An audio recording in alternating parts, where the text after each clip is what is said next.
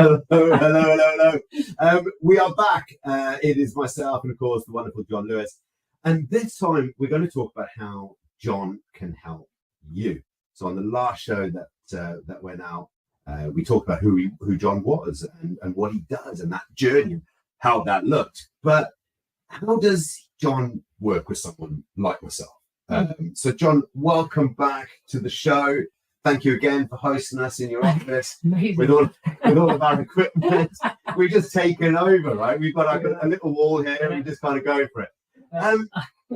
Okay, so I want to talk, like, I get NLP, okay, because I'm NLP trained. But for those people who don't, NLP, it's a little bit of a woo-woo kind of thing. Oh, this NLP, and I've heard people go, NLP, what's that?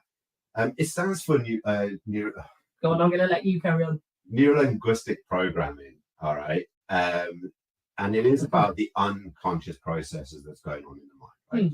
But it also works very much with the conscious processes. So, the self-talk, the self-dialogue. We all have it. I have self-dialogue, and my self-dialogue is horrific. If I spoke to someone else, how I speak to myself sometimes, I'd be incarcerated. Yet I find it perfectly okay. So how do you work with someone like that? Where would it start? How does the journey look like? I'd just like to take you up on something you said at the start there, because NLP did have a bad kind of rep going through the 80s and 90s even and whatnot. That's because it was classed as a neuroscience. It's now actually a recognised job description, which I think has done wonders for the industry. To call yourself a practitioner of NLP now is widely regarded in psychology. It's widely regarded in business, internationally now. NLP has become something fantastic. But again, there's a difference between somebody going on a 2-year NLP journey to become accredited by an accredited NLP accreditation, or somebody who can offer you an NLP master practitioner for $99 in 2 days. And it was that always gave NLP the bad name. And that's exactly it, because everybody was kind of going, I'm an NLP practitioner. I've got a diploma in NLP, but I've got, and it's like, I really used to struggle with that because I was like, hang on a minute, I've like trained hard to be what I like, to get those qualifications, and I went on a journey to get those qualifications, and they meant something to me, and they still mean something to me, even though I don't practice. But I do use those skills. But so I'm glad you pulled me up on that. I'm glad you kind of cleared that kind of concept. Because I've just done that. Again, I think it's important, and I always make it clear. If I'm doing a presentation or whatnot, even talking here to the camera, I always make it clear that I'm an accredited coach, because again, coaching is an unregulated industry. So everybody's a freaking coach. Oh yeah. Okay. Yeah. Everybody's a coach. But then what that does is dilute the name. The prestigiousness of it. And so I always make it clear to people, I'm an accredited coach. And what does that mean? Because to some, I'm like, well, who gives a crap? Well, that proves that I have done the training. It proves that I'm bound by a code of ethics. I mean, the certificates today, you can't see them on camera. They're all handwritten. This is your handwriting. But it proves, even with CPD, it proves that I am dedicated to my practice. I regularly uptake CPD because, again, for me to give my best to my clients, especially when we're working with people on the mental level and emotional level, that's going to lead to behaviour. I want to make sure that those people, if I'm doing something incorrect, they have an overseeing body who they can complain to me about. It's not happened yet. Hopefully you're not going to, Jamie, sat here. No. But it proves that I am dedicated to what I do. It's super important. It's super important. Yeah. So let's go back to the original question, right? Yes. How do you help someone like me?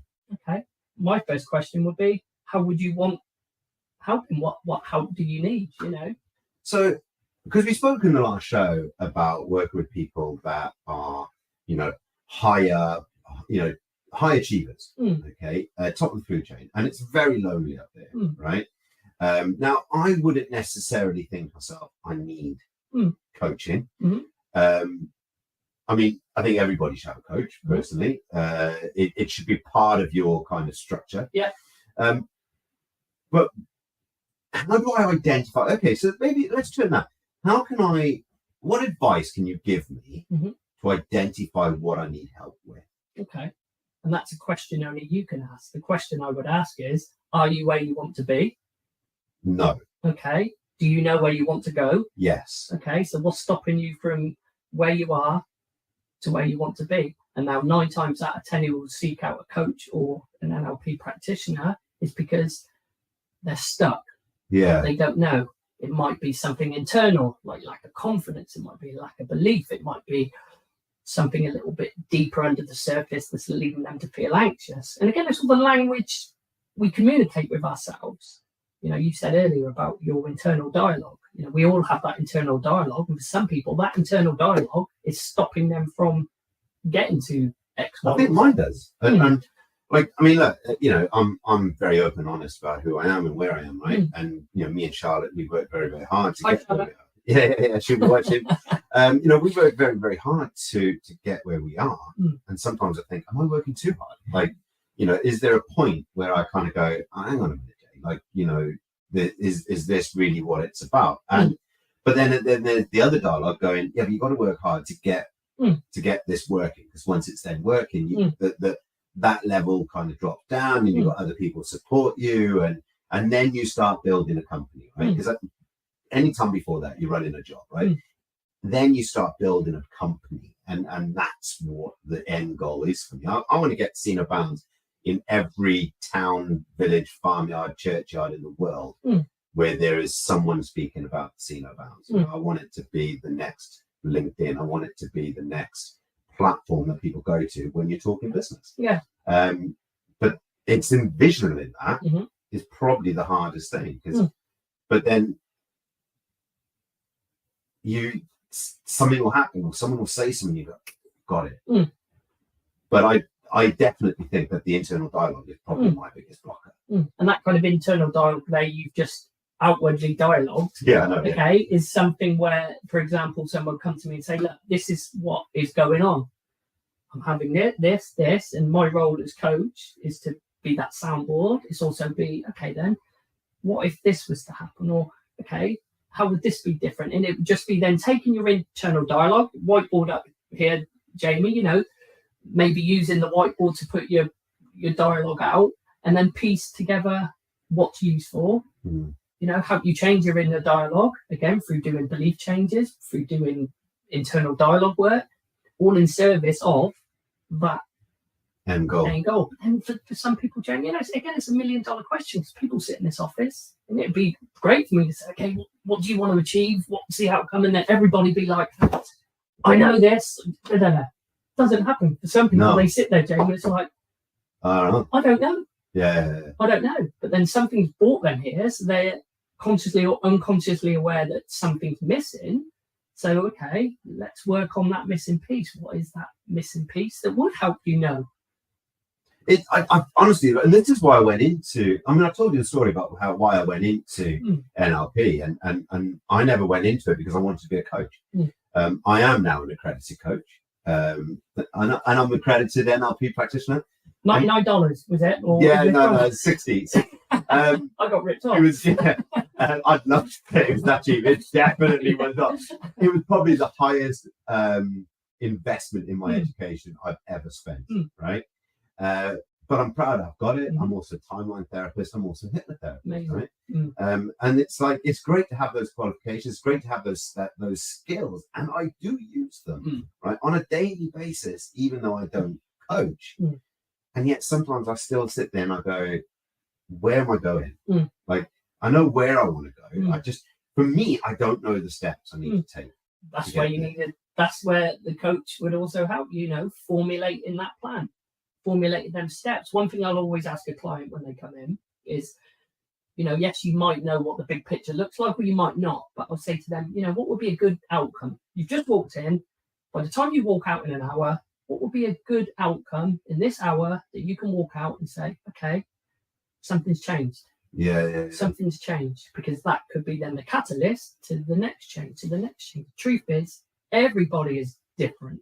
And, you know, being a master practitioner coach, it gives me the confidence to actually guide that person where they feel they need to go. You know, I'm not giving them advice. Again, it's using their internal resources, using their memories, using their beliefs. I don't tell people how they need to be or what they need to believe. Again, it's person focused. Yeah. It's very person focused. And the beauty with that is, you know, it crosses, you know, I work with people in their business, or I work as a life coach to some, you know, I coach ladies through divorce. This week I had a young golfer who he's just gone on the European circuit. Yeah, I want to do a show with this about sports, because sports psychology is massive, right? Because as an athlete, I want to do a whole show on this, but you'll have to tune in. You have to tune into the next show. So we are going to talk about this on the next show. So if someone is watching this, okay, so again, we've got to end the show. I mean, I try and keep them to 10 minutes. I never ever achieve 40 that. Minutes. I know, I never ever achieve it. But what I want to try and do, if someone is watching this, okay, and they're thinking, you know what, actually, this is me. Like, you know, I want you to relate, not so much to John. I want you to relate to me, okay? I am that guy. I'm the guy, you know, whether I be man or woman, it doesn't matter, that is looking to develop and to grow and to build my career. And there are things stopping me, okay? Whether that be my confidence, my internal dialogue. It could be presentation skills. It could just be that you got a phobia of success. And there's loads. I actually think that's probably one of my problems, is because I don't believe that I deserve to be successful. And I think that's half my problem. And I think also part of that is I'm running multiple businesses. So where do I focus my attention at what time? And these are all the little things that I struggle with. But if this is you, if I'm talking to you right now, then you need to have a chat with John. And book some time with him and have a one-to-one with him and figure out whether or not he can help you, because he may not be the right person, but he may be the perfect person. So John, how can they get hold of you? Obviously on the Senior Founders platform, because that's the place to hang out, but where else? So my website is jlmindsetperformance.co.uk. My phone number 07947 808 675. I'm on Facebook, I'm on Instagram, LinkedIn. I'm on LinkedIn, thank you very much. And Seen About. And what we said that at the start. Yeah, no, let's just get it out there again, right? Let's just get it out there again. John, listen, mate, it really has been great having you on, and I'm looking forward to the next show, because the next show is all about how you help sports and athletes. And as a retired professional sportsman, I've got a real in on that. You retired, or was that a limiting belief? No, I'm retired. I'm definitely retired. Although I will throw it out there, because if I say it out into the ethos, I have decided to go to try and qualify for the Welsh Squash Masters again this year. So there's no limited belief. Like, go straight out there to the top of the chain. But look, until next time, when John talks to me about my limited beliefs and how he helps sports people achieve the best that they can, tune in till next time, and we'll see you again soon. Take care. Goodbye.